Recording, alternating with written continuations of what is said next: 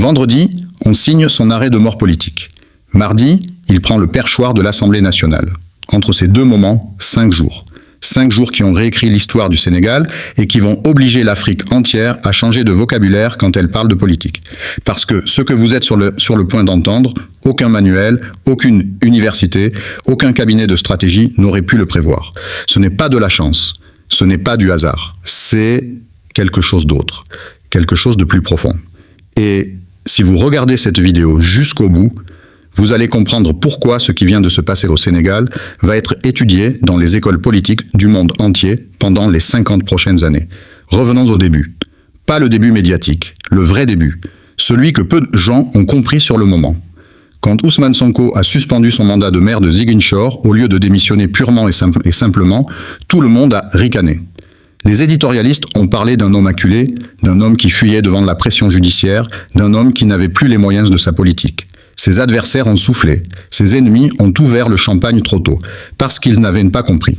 Ils n'avaient pas vu ce qu'il y avait réellement dans ce geste. Suspendre, ce n'est pas partir. Suspendre, c'est laisser une porte entrouverte. C'est choisir son moment. C'est jouer dans une dimension que ses adversaires n'avaient même pas imaginée. Pendant que ses détracteurs construisaient leur victoire, lui construisait son retour. Et voilà la première leçon de cette séquence historique. Dans la politique africaine, dans toute politique d'ailleurs, les hommes qui gagnent sont rarement ceux qui ont l'air de gagner au moment où le bruit est le plus fort. Les hommes qui gagnent vraiment sont ceux qui ont planifié leur victoire bien avant que la bataille commence. Maintenant, prenez le vendredi. Ce vendredi-là, un décret tombe. Ousmane Sonko est limogé de son poste de Premier ministre par le président de la République. Dans les salons du pouvoir, on célèbre. Sur les plateaux télé, les commentateurs s'emballent. Sur les réseaux sociaux, certains écrivent déjà les nécrologies politiques. On croit que c'est terminé. On croit que la page Sonko est tournée. On croit que la machine d'État vient d'écraser définitivement cette voix qui dérangeait trop, cette silhouette qui portait trop d'espoir, ce nom qui résonnait trop fort dans les rues de Dakar, de Ziguinchor, de Saint-Louis, dans les quartiers populaires d'une Afrique qui attendait autre chose. Mais regardez bien ce samedi qui suit. Ce silence stratégique que ses partisans ont vécu comme une angoisse, que ses ennemis ont interprété comme une capitulation. Ce silence n'était ni l'un ni l'autre. C'était le calme d'un homme qui sait exactement ce qu'il fait, qui sait exactement où il va, qui laisse l'adversaire s'épuiser dans ses cris de victoire, pendant que lui, dans l'ombre, peaufine les derniers détails d'une manœuvre que personne n'avait vu venir. Et puis dimanche arrive. Et là, tout bascule. Ousmane Sonko revient à l'Assemblée nationale. Non pas comme Premier ministre, non pas comme chef de gouvernement. Il revient comme député. Il revient par la porte que lui-même avait laissée ouverte en suspendant son mandat plutôt qu'en le abandonnant. Et c'est là que la mécanique de génie se révèle dans toute sa précision. Il avait anticipé ce moment. Il avait anticipé qu'un jour viendrait où il faudrait revenir, non pas par le haut de l'État, mais par la voix du peuple, par ce mandat que le peuple lui avait directement confié, par ce siège que ni un décret, ni une manœuvre judiciaire ne pouvaient lui retirer du moment qu'il ne l'avait jamais formellement abandonné. Dimanche, il est député. Mardi, il est président de l'Assemblée nationale. Comprenez ce que cela signifie. En l'espace de 4 jours, un homme limogé du gouvernement est devenu la deuxième personnalité constitutionnelle de l'État sénégalais, deuxième dans l'ordre protocolaire, deuxième dans la hiérarchie du pouvoir.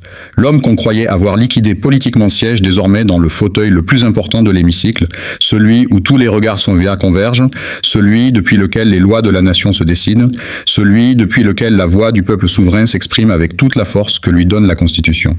Qui a déjà fait ça?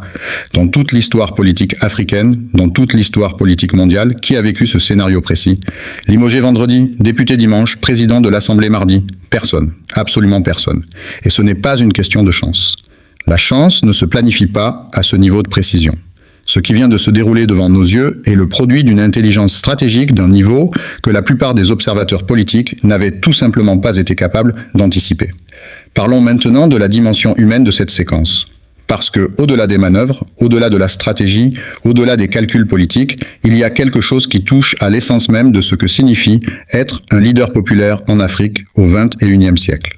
Pensez à tous ces jeunes qui avaient cru en lui, à tous ces militants qui avaient fait campagne sous le soleil, qui avaient distribué des tracts dans des quartiers où l'asphalte fond sous la chaleur, qui avaient bravé les regards moqueurs de leurs voisins en disant « cet homme va changer les choses ». Quand le décret est tombé ce vendredi, Combien d'entre eux ont failli perdre la foi? Combien ont senti le doute s'installer? Combien ont regardé leur téléphone ce soir-là en cherchant un signe, une parole, quelque chose qui leur dise que tout n'était pas perdu? Et puis mardi est arrivé. Il y a dans la politique des moments qui transcendent le politique. Des moments où quelque chose d'intime se passe entre un peuple et un homme. Des moments où une communauté entière retient son souffle puis explose dans une joie qui ne ressemble pas à la joie ordinaire. C'est une joie qui vient de loin, une joie qui porte en elle des années de déception, de promesses non tenues, de leaders qui avaient trahi, de rêves qu'on avait fini par ranger dans un tiroir pour ne plus souffrir de les voir non réalisés. Cette joie-là, ce mardi, elle a traversé le Sénégal. Elle a traversé l'Afrique. Elle a traversé toutes les diasporas du monde où des fils et filles du continent regardaient la nouvelle en temps réel sur leurs écrans. Mais voici ce qu'il faut comprendre maintenant. Et c'est ici que cette vidéo va là où les autres ne vont pas. Ce qui s'est passé mardi n'est pas une fin, c'est un début. Et un début qui vient avec ses propres périls, ses propres risques, ses propres pièges. Parce que le pouvoir politique en Afrique ne se donne pas, il se conquiert à chaque instant. Et la présidence de l'Assemblée nationale, aussi symboliquement forte qu'elle soit, aussi historiquement remarquable que son obtention l'ait été, cette présidence est désormais sur une cible. Elle a été contestée juridiquement dans les heures qui ont suivi l'élection. Le Conseil constitutionnel a été saisi, les sages doivent se prononcer. Et voilà où nous en sommes. Entre la victoire célébrée et la victoire confirmée, il y a un espace juridique dans lequel l'adversaire politique joue sa dernière carte. Deux options s'ouvrent devant nous. Première option, le Conseil constitutionnel valide le recours. L'élection à la présidence de l'Assemblée est annulée. Ousmane Sonko perd non seulement le perchoir, mais également son siège de député. C'est l'option catastrophe. C'est l'option que ses adversaires espèrent. C'est la voie par laquelle ils croient pouvoir refermer définitivement la parenthèse qu'ils pensaient avoir fermée vendredi et que le peuple a rouverte dès dimanche. Deuxième option, le Conseil constitutionnel rejette le recours. L'élection est validée, le mandat est blindé juridiquement, et la présidence de l'Assemblée nationale devient un fait constitutionnel incontestable. Dans ce cas, ceux qui ont saisi les sages auront brûlé leur dernière cartouche sur un tir qui a raté et devront désormais composer avec une réalité politique qu'ils ne contrôlent plus. Deux options. Une seule certitude. Rien n'est encore définitivement écrit. Et c'est là que réside la profondeur de ce moment. Parce que dans la politique de haut niveau, la victoire n'existe pas tant qu'elle n'est pas institutionnellement consacrée. Les batailles populaires, les élections à main levée dans les hémicycles, les foules en liesse dans les rues, tout cela peut être défait par un arrêt, par une décision, par quelques lignes rédigées dans un palais où ne se décident pas les destins par le nombre de voix, mais par l'interprétation des textes. Alors que faut-il faire dans ce contexte? Que faut-il penser? Que faut-il retenir de ces 5 jours qui ont secoué le Sénégal et fasciné l'Afrique? Il faut retenir que la discipline politique est la forme la plus haute du courage. Que dans un monde où tout s'emballe, où l'émotion gouverne les réseaux sociaux, où la victoire se célèbre avant même d'être confirmée, les hommes et les femmes qui gardent la tête froide sont ceux qui finissent par construire quelque chose de durable. Sonko n'a pas crié vendredi, il n'a pas pleuré samedi, il a agi dimanche, il a triomphé mardi. Et maintenant, dans ce silence qui est à nouveau le sien pendant que les sages délibèrent, il attend. Parce qu'il sait que la précipitation est l'ennemi de la victoire définitive. Il faut retenir aussi que la légitimité populaire est un bouclier. Un bouclier imparfait, certes, que les systèmes judiciaires peuvent percer, mais un bouclier réel, vivant, fait de millions de voix qui disent la même chose. Cet homme nous représente. Et dans l'histoire longue des nations, les systèmes semblablement qui s'opposent trop longtemps à cette légitimité finissent toujours par se trouver du mauvais côté de l'histoire. Il faut retenir enfin que ce qui se passe au Sénégal n'est pas seulement sénégalais. Ce qui se passe au Sénégal est un signal envoyé à tout le continent. Un signal qui dit que les jeunes d'Afrique ne jouent plus selon les anciennes règles, qu'ils ont appris à se mobiliser, à résister, à rebondir, à transformer chaque coup porté contre eux en énergie nouvelle, et que cette transformation silencieuse, lente, profonde, est en train de remodeler la politique africaine d'une façon que les anciennes élites n'ont pas encore totalement mesurée. Ce mardi au Sénégal, quelque chose a changé. Pas seulement dans la biographie d'Ousmane Sonko, dans la conscience collective d'un peuple, dans la façon dont une génération regarde le possible, dans la manière dont un continent commence à envisager son propre avenir. La suite, elle se joue maintenant, et vous en serez témoin. Ne partez pas, parce que ce que vous venez d'entendre n'est que la première moitié de l'histoire. La deuxième partie est encore plus vertigineuse. Vous êtes encore là? Bien. Parce que maintenant, on va parler de ce que personne ne dit vraiment. On va parler de ce que signifie réellement cette élection à la présidence de l'Assemblée nationale. On va parler de ce qui se passe derrière les portes fermées, de ce que les communiqués officiels ne disent pas, de ce que l'histoire va retenir dans 10 ans, dans 20 ans, quand on regardera en arrière vers cette semaine de mai 2025 qui a tout changé. Parce que voilà ce qu'il faut comprendre. Ousmane Sonko n'a pas simplement gagné un poste. Il a reconfiguré un rapport de force. Et reconfigurer un rapport de force au sein d'un système institutionnel, c'est infiniment plus important que de gagner une élection ordinaire. Pensez-y. Quand un homme est Premier ministre, il exécute la politique du chef de l'État. Il peut avoir son agenda, ses priorités, ses convictions, mais structurellement, constitutionnellement, il est subordonné. Il peut être remplacé par un décret signé un vendredi après-midi. C'est ce qui s'est passé. Et ses adversaires pensaient que cette subordination était définitive, que l'architecture du pouvoir leur garantissait la capacité de le faire entrer et sortir de la scène à leur convenance. Ils avaient tort, parce qu'ils n'avaient pas calculé ce scénario. Ils n'avaient pas calculé qu'un homme limogé de l'exécutif pouvait revenir par le législatif. Que la séparation des pouvoirs, cette architecture constitutionnelle qu'ils croyaient maîtriser, pouvait devenir l'instrument de leur propre déstabilisation. Que la porte qu'ils pensaient avoir fermée était en réalité une autre porte, encore plus large, encore plus lourde de conséquences politiques. La présidence de l'Assemblée nationale dans le système constitutionnel sénégalais, ce n'est pas un titre honorifique. C'est le deuxième personnage de l'État. C'est l'institution qui vote les lois, qui contrôle l'action du gouvernement, qui peut mettre en jeu la confiance accordée à un cabinet. C'est la tribune depuis laquelle la voix du peuple souverain résonne avec toute l'autorité que lui confère le suffrage universel. Et désormais, c'est Ousmane Sonko qui tient ce perchoir. Ce n'est pas anodin, ce n'est pas symbolique. C'est un basculement réel, mesurable, institutionnel du centre de gravité politique du Sénégal. Maintenant, parlons de ce que cela change concrètement. Premier changement, le rapport de force législatif. Avec Sonko à la tête de l'Assemblée, les projets de loi qui remontent de l'exécutif vont désormais être examinés dans un contexte politique différent. Les arbitrages, les débats, les votes vont se dérouler sous la présidence d'un homme qui n'a aucune dette envers ceux qui ont signé son limogeage. Cela ne veut pas dire que tout sera bloqué. Cela veut dire que tout sera différent, que le dialogue entre les deux têtes de l'exécutif et le législatif va prendre une texture nouvelle, une densité nouvelle, une complexité nouvelle. Deuxième changement, le message envoyé à l'Afrique. Et ne minimisez pas cet élément. Il est peut-être le plus important de tous sur le long terme. Dans combien de pays africains des leaders populaires ont-ils été écartés du pouvoir par des manœuvres judiciaires, par des décrets signés dans la nuit, par des mécanismes institutionnels retournés contre la volonté du peuple? Dans combien de pays la réponse de ces leaders et de leur base a-t-elle été la capitulation, l'exil, la résignation?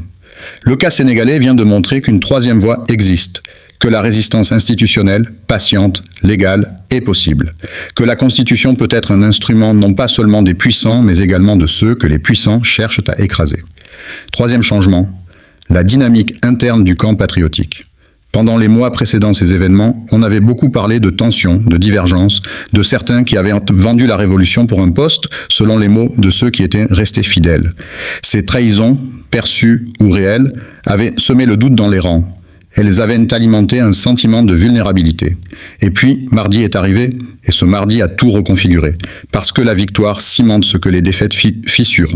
Parce que quand le leader revient plus fort qu'avant, ceux qui l'avaient quitté comprennent qu'ils ont fait une erreur de calcul. Et ceux qui sont restés comprennent que leur loyauté était non seulement un choix moral, mais aussi un choix stratégiquement juste. Mais voici le moment où cette vidéo va là où il est peut-être inconfortable d'aller. Une victoire aussi spectaculaire porte en elle-même ses propres dangers. Les dangers de l'ivresse. Les dangers de la surconfiance. Les dangers d'une base militante qui crie victoire alors que la guerre, comme on l'a dit, n'est pas terminée. Le Conseil constitutionnel a été saisi. Les sages délibèrent. Et dans ce contexte, chaque mot, chaque geste, chaque prise de position publique peut soit consolider, soit fragiliser une victoire qui n'est pas encore juridiquement blindée. Ce que l'histoire enseigne, c'est que les moments d'euphorie politique sont souvent les plus dangereux. Parce que, dans ces moments-là, la vigilance baisse. Parce que dans ces moments-là, les erreurs se commettent. Parce que dans ces moments-là, les adversaires, ces adversaires qui semblent vaincus, observent, attendent et frappent précisément là où la garde s'est relâchée. Alors quelle est la leçon pour la base, pour les militants, pour tous ceux qui ont célébré mardi ? La discipline est la seule réponse digne de cette victoire. La discipline dans les propos tenus sur les réseaux sociaux. La discipline dans les comportements dans l'espace public. La discipline dans la gestion de l'information. ne pas diffuser ce qui n'est pas confirmé, ne pas amplifier ce qui est inexact, ne pas donner à l'adversaire les armes rhétoriques dont il cherche à se saisir pour décrédibiliser un mouvement qui vient de franchir un seuil historique. Et puis il y a une question plus profonde encore, une question que cette semaine extraordinaire pose à toute l'Afrique. Qu'est-ce que le changement politique réel ? Est-ce l'accession au pouvoir ? Est-ce la conquête des institutions ? Ou est-ce quelque chose de plus difficile, de plus long, de plus exigeant ? La transformation effective des conditions de vie des peuples, parce que voilà le vrai test. Pas les décrets, pas les perchoirs, pas les titres.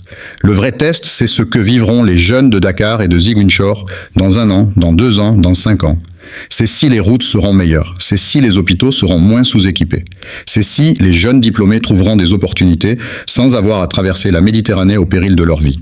C'est si les femmes des marchés pourront vivre dignement du fruit de leur travail sans que chaque journée soit un combat contre la cherté d'une vie que les politiques d'en haut semblent ignorer. Un leader qui prend le perchoir d'une assemblée n'a pas encore gagné. Il vient seulement d'avoir les instruments pour gagner. La victoire réelle, la victoire qui restera dans l'histoire non pas comme un épisode folklorique mais comme un tournant civilisationnel, cette victoire-là se mesure au quotidien de ceux qui ont cru. Et c'est peut-être là que réside le message le plus important de tout ce que vous venez d'entendre. Ce qui s'est passé au Sénégal cette semaine n'est pas la victoire d'un homme. C'est la victoire d'une méthode. La méthode de ceux qui savent attendre. La méthode de ceux qui savent absorber les coups sans se briser. La méthode de ceux qui gardent les yeux sur l'objectif final pendant que l'adversaire se perd dans les batailles immédiates. Être patient dans un monde d'impatience, c'est révolutionnaire. Être stratégique dans un monde réactif, c'est révolutionnaire. Transformer chaque défaite apparente en étape vers une victoire plus large, c'est révolutionnaire. Cette révolution-là, elle ne se décrète pas un vendredi, elle ne se limogie pas, elle ne se referme pas par un arrêt du Conseil constitutionnel, aussi puissant soit-il. Parce qu'elle n'habite pas dans les institutions, elle habite dans les consciences. Et les consciences éveillées, on ne les décrète pas non plus dans un sens ou dans l'autre. L'Afrique regarde le Sénégal. Elle regarde ce peuple qui a refusé de rendre les armes. Elle regarde cet homme qui avait choisi de laisser une porte entrouverte plutôt que de claquer la porte définitivement. Et elle comprend que l'avenir du continent ne s'écrira pas